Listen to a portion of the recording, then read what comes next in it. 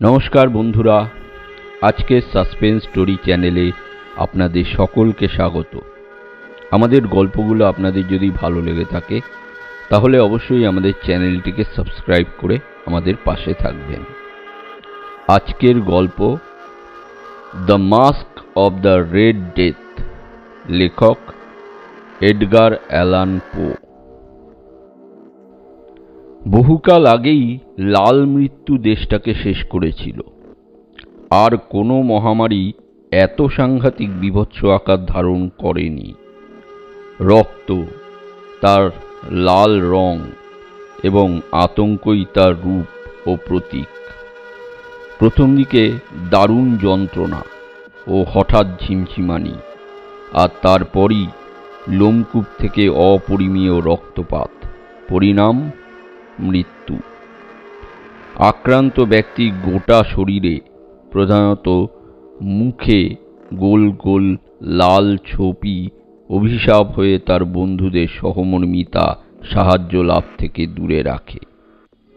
রোগাক্রমণ থেকে তার বিস্তার এবং সমাপ্তির জন্য লাগে মোটামুটি আধ ঘন্টা।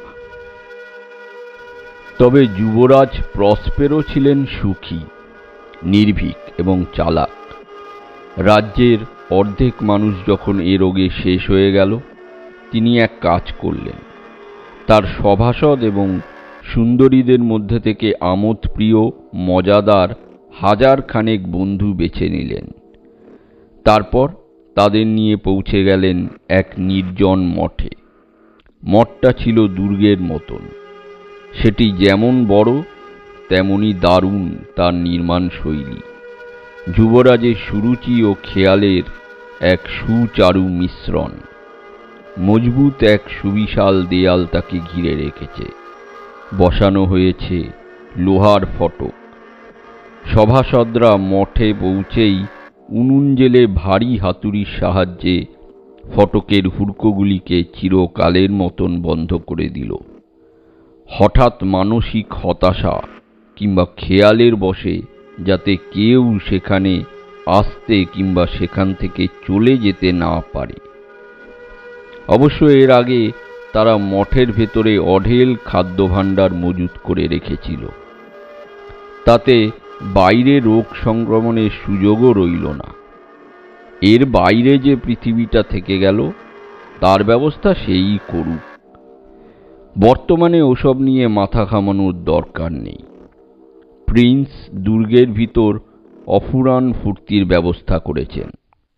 তাদের দলে যেমন ভাঁড়, ব্যালে ডান্সার, গায়ক, মিউজিশিয়ান আছে, তেমনি আছে রূপসীর দল ও অঢেল মদের ব্যবস্থা। আছে সুউচ্চ প্রাচীরের নিরাপত্তা, আর প্রাচীরের বাইরে আছে লাল মৃত্যু। ঘটনাটা দুর্গে বসবাসের পঞ্চম কিংবা ষষ্ঠ মাসের শেষ দিকে ঘটল। দেশে তখন মহামারী ভয়ঙ্কর আকার ধারণ করেছে। দুর্গবাসী 1000 লোকজনের জন্য যুবরাজ প্রসপেরো দারুণ জমকালো এক মুখোশধারী বল নাচের ব্যবস্থা করলেন। সে ছিল হই হুল্লোড় ভরা বৈভবে উজ্জ্বল বর্ণাঢ্য এক মিলিত মুখোশ নৃত্য। যে ঘরগুলিতে সেই নাচের ব্যবস্থা হয়েছিল তাদের বর্ণনা একটু শোনা যাক। ঘরের সংখ্যা ছিল 7টি। প্রতিটি ঘরই রাজকীয় আদব কায়দায় মোড়া। অনেক রাজপ্রাসাদে এ ধরনের ঘরগুলি থাকে পরপর এক সরল রেখায় সজ্জিত। ভাঁজযুক্ত দরজাগুলি খুলে দিলে তারা দুই পাশের দেয়ালের সঙ্গে মিলে যায়, ফলে গোটা দৃশ্যটা দেখতে অসুবিধা হয় না। তবে এখানে ব্যবস্থাটা ছিল একটু অন্যরকম। অদ্ভুত জিনিসের প্রতি যুবরাজের আকর্ষণ থাকবে, সেটাই স্বাভাবিক। ঘরগুলি এক্ষেত্রে এমনভাবে সজ্জিত যে তাদের একসঙ্গে একটির বেশি নজরে আসে না।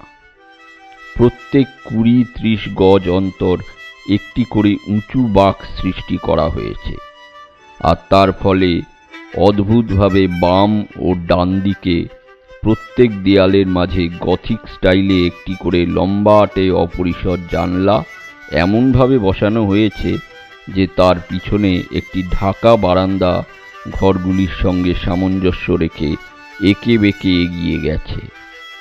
জানলাগুলিতে লাগানো হয়েছে রঙিন কাঁচ, ঘরের রঙের সঙ্গে মিলিয়ে জানলার কাঁচের রং। উদাহরণ হিসেবে বলা যায়, পূব দিকে শেষ ঘরটির রং নীল, ফলে তার জানলাতে নীল কাঁচ লাগানো রয়েছে। দ্বিতীয় ঘরটির পর্দার রং এবং সাজসজ্জা লাল, তার জানলার কাচের রং তাই লাল। তৃতীয় ঘরটি সবুজে পরিপূর্ণ, জানলাও সেরকম। চতুর্থ ঘরটিতে যাবতীয় কিছু কমলা, সেভাবে পঞ্চমটি সাদা এবং ষষ্ঠটি বেগুনি বর্ণে সাজানো। তবে সপ্তম ঘরটির সাজসজ্জার রঙের সঙ্গে জানলার কাচের রঙের মিল অনুপস্থিত। পরিবর্তে এই ঘরটিতে ভেলভেটের কালো পর্দা সিলিং থেকে দেয়াল ঘেঁষে নেমে এসে পড়েছে কালো রঙের কার্পেটের ওপর। এক্ষেত্রে জানলার কাচগুলি টকটকে গাঢ় লাল বর্ণের। আশ্চর্যের ব্যাপার, এই 7টি ঘরের কোনোটিতে কোনো লণ্ঠন কিংবা বাতিদান নেই। মেঝেতে ছড়ানো অবস্থায় এবং ছাদ থেকে ঝুলন্ত অবস্থায় রয়েছে অসংখ্য সোনালি রং মাখানো বস্তু। ঘরের ভিতরে কোনো আলোর উৎস থেকে আলো বের হচ্ছে না, কিন্তু জানলার বাইরে বারান্দাতে তেপায়ার ওপর বড় বড় আগুনের পাত্র রাখা হয়েছে। তাদের উজ্জ্বল আলোক রঙিন কাচের মধ্যে দিয়ে ঘরকে অপার্থিব আভায় আলোকিত করেছে। এভাবে গোটা মহলটিকে ঘিরে তৈরি হয়েছে অনবদ্য এক আলোর উৎসব।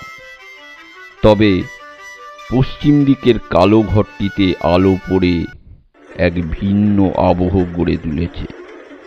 রক্তিম কাচের মধ্যে দিয়ে আলো প্রবেশ করে কালো কালো আসবাবে ও শয্যায় পড়ে এক অলৌকিক ভয়ালো পরিবেশের সৃষ্টি করেছে, এবং যারা সেই ঘরে মুখোশ পরা অবস্থায় ঢুকছে তাদের মুখে সেই আলো এমন বীভৎস নারকীয় দৃশ্য সৃষ্টি করেছে যে ভয়ে ওই ঘরে কেউ ঢুকতে সাহস পাচ্ছে না। ওই ঘরে পশ্চিম দেয়ালে রাখা হয়েছে আবলুস কাঠে তৈরি এক বিশাল ঘড়ি। পেন্ডুলামটি বিশ্রী একঘেয়ে টক টক টক টক শব্দে দুলছে। মিনিটের কাঁটা সরে সরে যখন একটি ঘণ্টা অতিক্রান্ত হচ্ছে, তখন তার ধাতব ফুসফুস থেকে পরিষ্কার জোরালো এবং গম্ভীর সুর, তার তাল ও সুর বেশ উঁচু লয়ের, তা শোনার জন্য অর্কেস্ট্রা বাদকেরা 1 ঘণ্টা অতিক্রান্ত হলে কিছুক্ষণের জন্য তাদের বাজনা থামিয়ে দিচ্ছিল। যারা ওয়ালজ নাচে ব্যস্ত থেমে যায় তারাও, ফলে মস্তিতে মশগুল গোটা দলটা কিছু সময়ের জন্য বুঝি ছন্দ হারিয়ে ফেলে। ঘড়িটা তখনও বেজে যায়। তখনই দেখা যায় যারা ছিল অস্থির তারা রং হারিয়েছে, এবং তাদের থেকে বেশি বয়স্করা ও অবসর নেওয়া ব্যক্তিরা ভুরুতে হাত দিচ্ছে, বুঝি কোনো দিবা স্বপ্নে রয়েছে। আবার যেই ঘড়ির প্রতিধ্বনি পুরোপুরি মিলিয়ে যাচ্ছে, অমনি হালকা হাসির শব্দে ভরে উঠছে ঘরটি।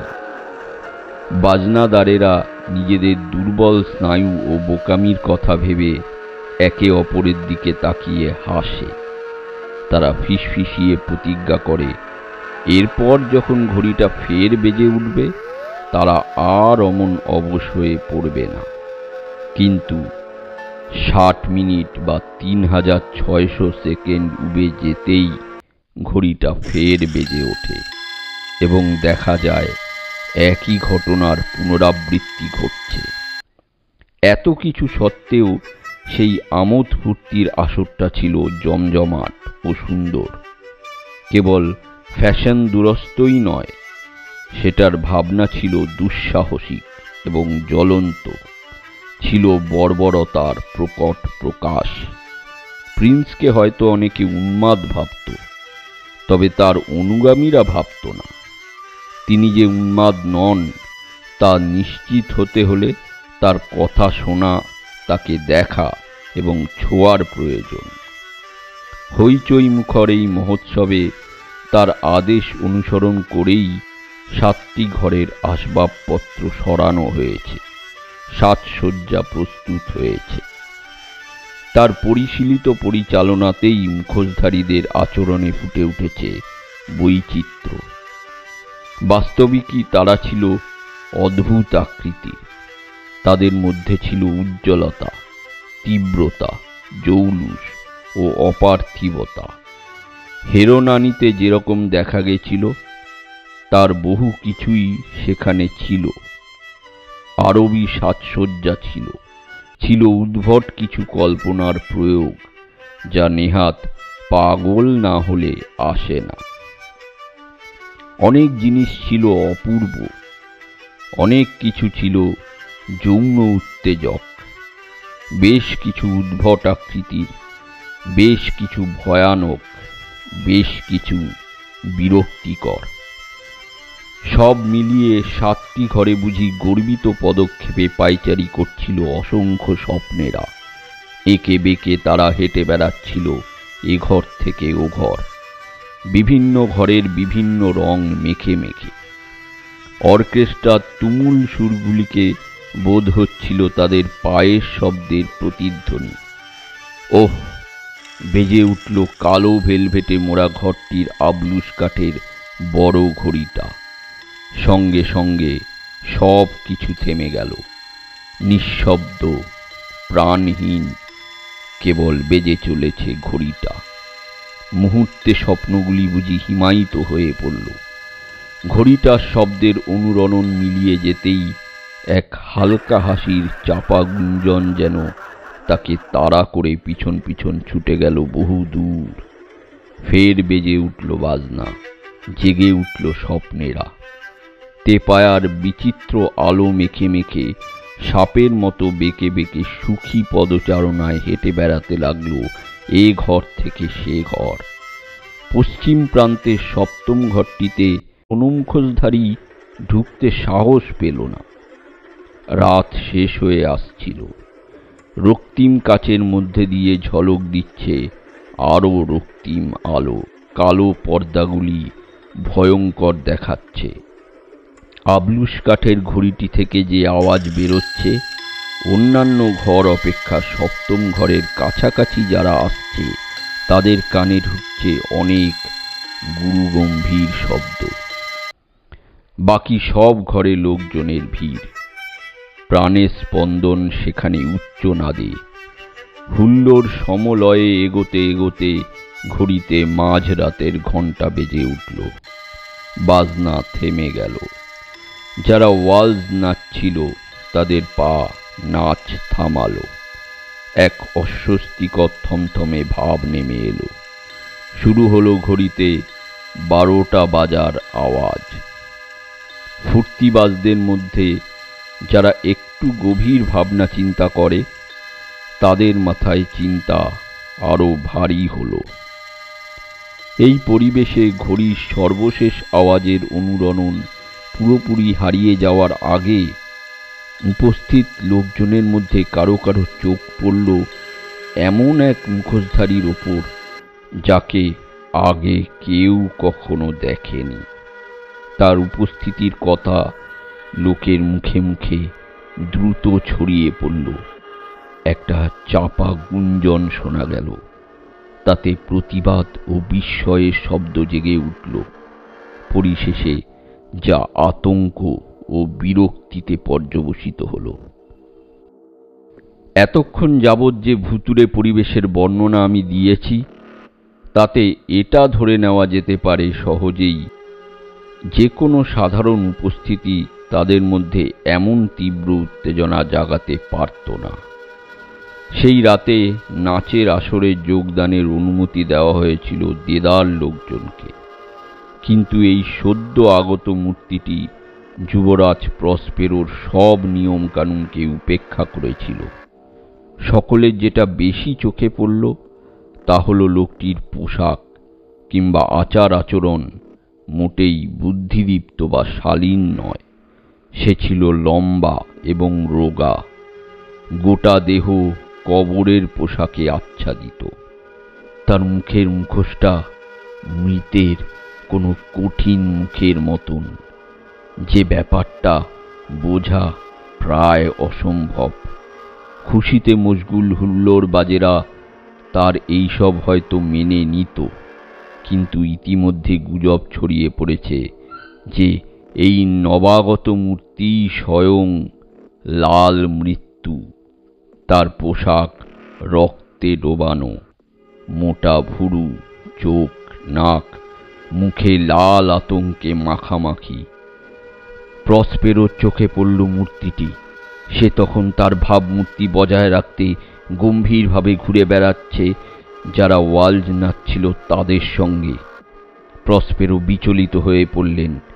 বিরক্তিতে তার দেহ কেঁপে উঠল প্রথমে, পরক্ষণেই রাগে কুঁচকে উঠল ভুরু। তিনি রুক্ষ কণ্ঠে চেঁচিয়ে উঠলেন, এত সাহস কার? এরকম অপবিত্র পরিহাসের মাধ্যমে আমাদের অপমান করার দুঃসাহস হলো কার? ধরো ওকে, মুখোশ খুলে নাও ওর। কাল সকালে ভোরের আলো ফোটার সঙ্গে সঙ্গে যার ফাঁসি হবে তার মুখটা দেখতে দাও আমাদের। পূর্ব দিকের নীল ঘরটিতে দাঁড়িয়ে তিনি কথাগুলি বললেন। সেগুলি প্রতিধ্বনিত হল 7টি ঘরেই, কারণ তার হাতের নির্দেশে বাজনা বন্ধ হয়ে গেছিল। সাহসী যুবরাজ শারীরিকভাবে ছিলেন শক্ত সমর্থ। সেই ঘরে যুবরাজের পাশেই মলিন মুখে দাঁড়িয়েছিল তার একদল অনুচর। হুকুম শুনে মূর্তিটির দিকে এগিয়ে গেল কয়েকজন। সে কাছাকাছিই ছিল। দীর্ঘ পদক্ষেপে সে এগিয়ে এলো যুবরাজের দিকে।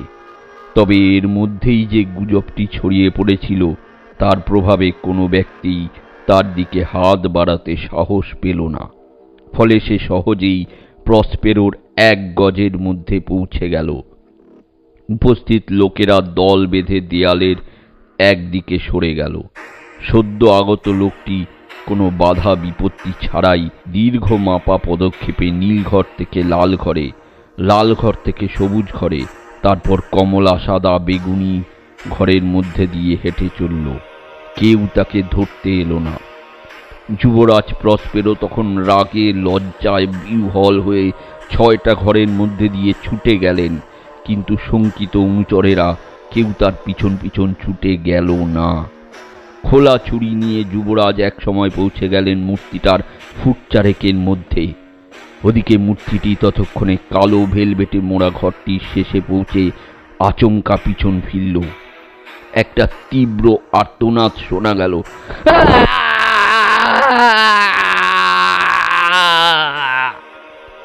কালো কার্পেটে ছুরিটা পড়ে ঝকঝক করে উঠল।